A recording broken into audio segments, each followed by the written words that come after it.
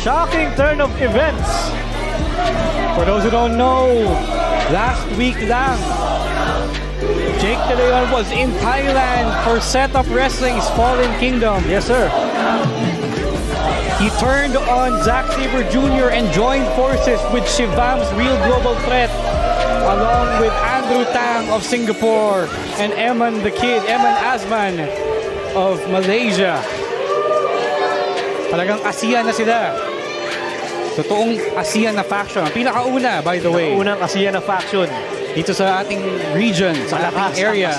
Malakas ang ASEAN. Oo. Pero grabe, shocking turn of events.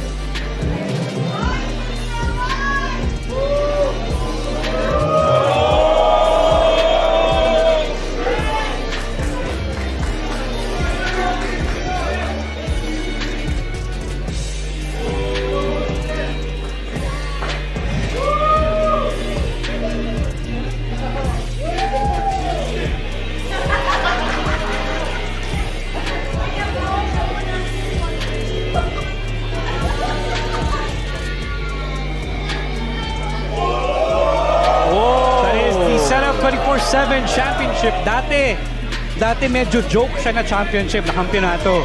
Pero ngayon, as of its revival last week by the Real Global Threat, seryosong kampiyonato na ito.